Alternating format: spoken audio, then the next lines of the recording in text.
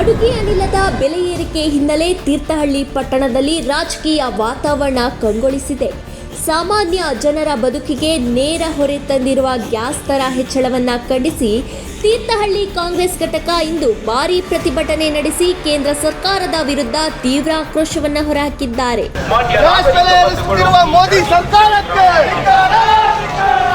ಬಹುಶಃ ಈ ದಿನ ನಮ್ಮ ದೇಶದ ದಿವಾಳಿತನದ ಒಂದು ಪ್ರತೀಕವನ್ನು ನಿಮ್ಮೆಲ್ಲರೂ ಮುಂದೆ ನಾವು ಇವತ್ತು ಬಿತ್ತರಿಸ್ತಾ ಇದ್ದೇವೆ.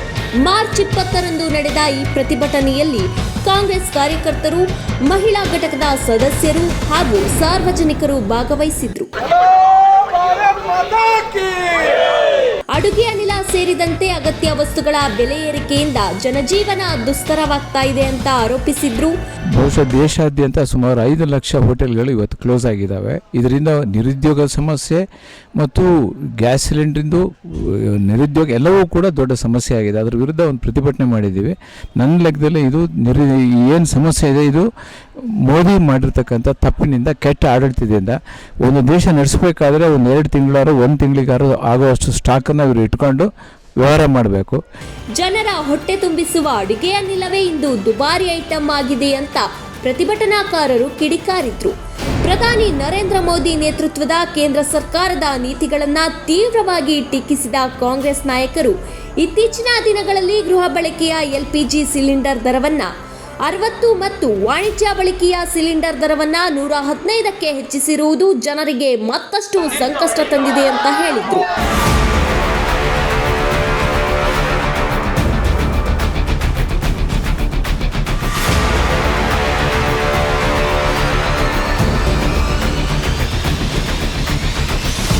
ಯೂರಿಯಾ, ಸುಫಲ ಎಲ್ಲವೂ ಕೂಡ ಕಾಸ್ಟ್ಲಿ ಆಗ್ತಾಯಿದೆ ಮತ್ತು ಹೋಟೆಲ್ ಕ್ಲೋಸ್ ಆಗ್ತಾ ಇದ್ದಾವೆ ಮತ್ತು ಎಲ್ಲ ರೀತಿಯ ಬೆಲೆ ಕೂಡ ಏರ್ತಾ ಇದೆ. ಇವತ್ತಿನ ದಿನನಿತ್ಯದ ಬಳಕೆಯ ಎಲ್ಲ ವಸ್ತುಗಳು ಕೂಡ ಜಾಸ್ತಿ ಆಗ್ತಾ ಇದ್ದಾವೆ ಮತ್ತು ಈ ದೇಶದ ಇಡೀ ಪ್ರಪಂಚದಲ್ಲಿ ಅತಿ ಹೆಚ್ಚು ಸಾಲ ಮಾಡ್ಕೊಂಡಿರೋ ದೇಶ ಯಾವುದು ಅಂದರೆ ಭಾರತ. ಇದು ಕೂಡ ಅವರ ದುರಾಡಳಿತದ ಒಂದು ಅಂಗ.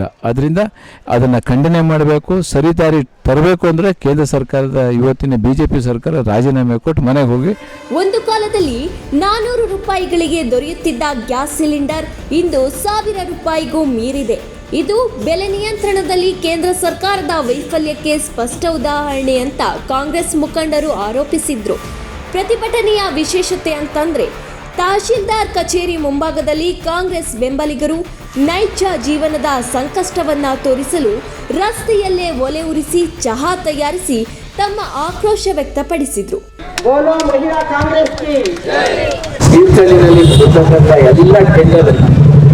ಎಂಜಿನಿಯರ್ ಜೋರ್ ಮಾಡಿ BJP ಮಾತ್ರ ಕೊಡಬೇಕು ಅಂತಕ್ಕಂಥ ಒತ್ತಾಯಿಸಿದ್ರು. BJP ಮಾತ್ರ ಟೆಂಡರ್ ಇಡಬೇಕು. ಡಿಪ್ಟಿಲಿ ಉಳಿದವರು ಯಾರು ಇಲ್ಲ ಈ ದೇಶದಲ್ಲಿ. ಡಿಪ್ಟಿಲಿಗೆ ಏನಾದ್ರು ಟೆಂಡರ್ ಕರೆದ್ರೆ ಫೋನ್ ಮಾಡ್ಬಿಟ್ಟು ನಾನು ಹೇಳಿದ್ರೆ ಕೊಡಿ. ಅಕಸ್ಮಾತ್ ಅವ್ರು ಒಪ್ಪಿಗೆ ಕೊಡ್ತಿದ್ರೆ ಕಾಂಟ್ರಾಕ್ಟರ್ಗೆ ಜೋರ್ ಮಾಡೋದು. ನೋಡ್ರಿ ನಮ್ಮವ್ರು ಮಾಡ್ತಾ ಇದ್ದಾರೆ, ಇದು ಕೈ ಹಾಕ್ತೀರಿ ಅಂತ. ಅಂದ್ರೆ ಇವರು ಸಂಘಟನೆ ಅಂತ ಹೇಳಿದ್ರೆ ದುಡ್ಡಿನ ಸಂಘಟನೆ. ಇದೊಂದು ಸಂಕೇತ ಮಾತ್ರವಲ್ಲ, ಜನರ ನಿಜ ಜೀವನದ ಕಹಿ ಸತ್ಯ ಅಂತ ಪ್ರತಿಭಟನಾಕಾರರು ಹೇಳಿದ್ರು. ಕಾಂಗ್ರೆಸ್ ಮಹಿಳಾ ಘಟಕದ ಅಧ್ಯಕ್ಷೆ ಶ್ವೇತಾ ಭಟ್ ಮಾತನಾಡಿ, ಭಾರತದಂತಹ ಸಾರ್ವಭೌಮ ರಾಷ್ಟ್ರವನ್ನ ಆರ್ಥಿಕವಾಗಿ ದುರ್ಬಲಗೊಳಿಸುತ್ತಿರುವುದು ಈ ಸರ್ಕಾರದ ನೀತಿಗಳ ಪರಿಣಾಮ.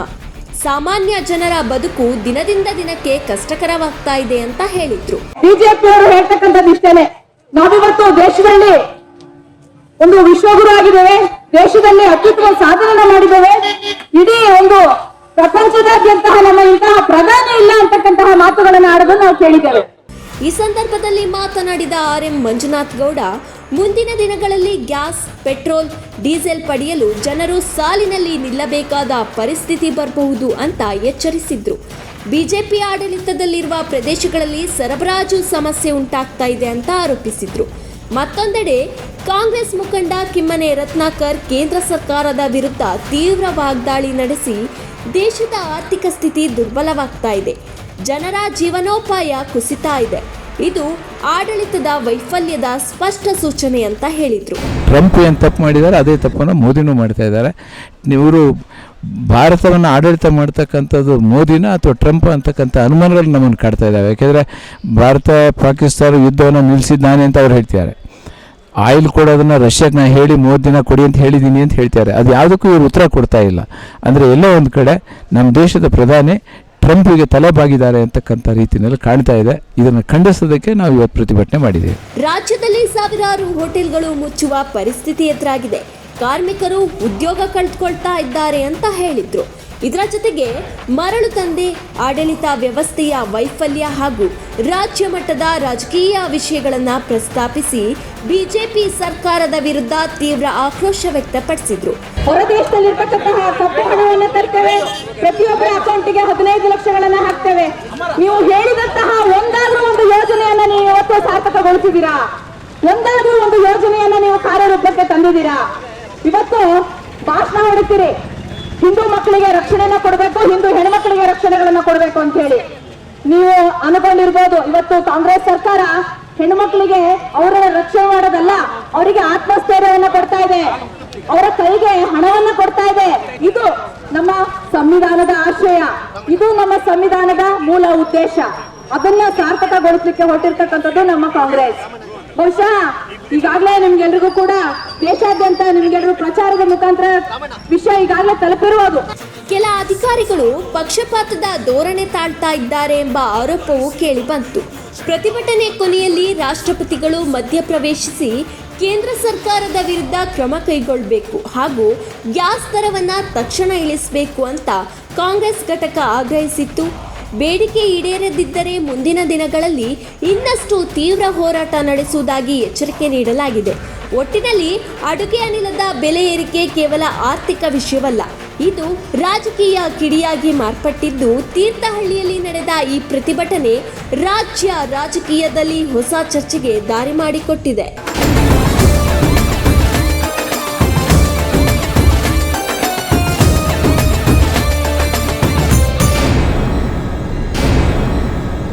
ತಹಸೀಲ್ದಾರ್ ಕಚೇರಿ ಮುಂಭಾಗ ಒಲೆ ಉರಿಸಿ ಚಹಾ ತಯಾರಿಸಿ ಬಿಜೆಪಿ ಸರ್ಕಾರದ ವಿರುದ್ಧ ಆಕ್ರೋಶವನ್ನ ಹೊರಹಾಕಿದ ಪ್ರತಿಭಟನಾಕಾರರು. ಈ ವೇಳೆ ಕಾಂಗ್ರೆಸ್ ಮಹಿಳಾ ಘಟಕದ ಶ್ವೇತಾ ಭಟ್ ನೇರವಾಗಿ ಬಿಜೆಪಿ ಸರ್ಕಾರವನ್ನ ಗುರಿಯಾಗಿಸಿಕೊಂಡು ದೇಶವನ್ನೇ ದಿವಾಳಿ ಅಂಚಿಗೆ ತಳ್ಳಲಾಗಿದೆ ಅಂತ ಕಿಡಿಕಾರಿದ್ರು. ಸ್ವತಂತ್ರ ಸಾರ್ವಭೌಮ ಭಾರತವನ್ನ ಬೇರೆ ದೇಶಗಳ ಮುಂದೆ ತಲೆಬಾಗುವ ಸ್ಥಿತಿಗೆ ತಂದಿದೆ ಕೇಂದ್ರ ಸರ್ಕಾರ ಅಂತ ಗಂಭೀರ ಆರೋಪವನ್ನ ಮಾಡಿದ್ರು.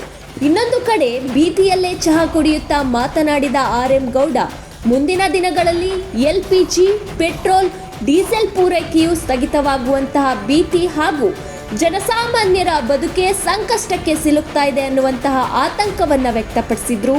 ಬಿಜೆಪಿ ಆಡಳಿತದ ಬಗ್ಗೆ ತೀವ್ರ ಅಸಮಾಧಾನ ವ್ಯಕ್ತಪಡಿಸಿದ ಪ್ರತಿಭಟನಾಕಾರರು ಸಿಲಿಂಡರ್ ಪೂರೈಕೆಯಲ್ಲಿನ ಗೊಂದಲ, ಬೆಲೆ ಏರಿಕೆ ಮತ್ತು ನಿರ್ವಹಣಾ ವೈಫಲ್ಯಗಳನ್ನೇ ಪ್ರಶ್ನಿಸಿದ್ರು. 3ನೇ ದಿನಕ್ಕೆ ನಮ್ಮ ಹತ್ರ ಗ್ಯಾಸ್ ಇಲ್ಲ ಅನ್ನೋ ಪರಿಸ್ಥಿತಿ ಉಂಟಾಗಿದೆ. ಈಗ ಅಕಸ್ಮಾತ್ ಈಗ ಅದನ್ನು ಯುದ್ಧ ನಿಲ್ಲದೇ ಇದ್ರೆ ಇನ್ನು 3 ತಿಂಗಳು ಮತ್ತು ಆಯಿಲ್ ಕಂಪನಿಗಳೆಲ್ಲ ಸುಟ್ಟು ಹಾಕ್ತಾ ಇದ್ದಾರೆ. ನೋಡಿದ್ರೆ ನೆಕ್ಸ್ಟ್ ಬರೋದೇ ಡೌಟ್ ಅಂತಕ್ಕಂಥ ಸ್ಥಿತಿ ಇದೆ. ಆದ್ದರಿಂದ ಕೇಂದ್ರದ ದುರಾಡಳಿತದ ವಿರುದ್ಧ ನಾವು ಇವತ್ತು ಪ್ರತಿಭಟನೆ ಮಾಡ್ತಾ ಇದ್ದೇವೆ. RSS ಹೇಳುವ ವಿಶ್ವಗುರು ಪ್ರಧಾನಿಗೆ ಇಸ್ರೇಲ್ ಮತ್ತು ಅಮೆರಿಕಾಗೆ ಹೋಗಿ ಯುದ್ಧ ನಿಲ್ಲಿಸಲು ಸಾಧ್ಯವೇ ಅಂತ ಕಿಮ್ಮನೆ ರತ್ನಾಕರ್ ಸವಾಲು ಹಾಕಿದ್ರು. ಒಟ್ಟಾರೆ ತೀರ್ಥಹಳ್ಳಿಯಲ್ಲಿ ಸಿಡಿದ ಈ ಆಕ್ರೋಶ ಬಿಜೆಪಿ ಸರ್ಕಾರದ ವಿರುದ್ಧ ಹೆಚ್ಚುತ್ತಿರುವ ಅಸಮಾಧಾನಕ್ಕೆ ನಿದರ್ಶನವೇ ಅಥವಾ ರಾಜಕೀಯ ಹೋರಾಟದ ಮತ್ತೊಂದು ಅಧ್ಯಾಯವೇ? ಮುಂದಿನ ದಿನಗಳಲ್ಲಿ ಈ ಎಲ್ಲ ವಿಚಾರಗಳಿಗೂ ಉತ್ತರ ಸಿಗಬೇಕಾಗಿದೆ.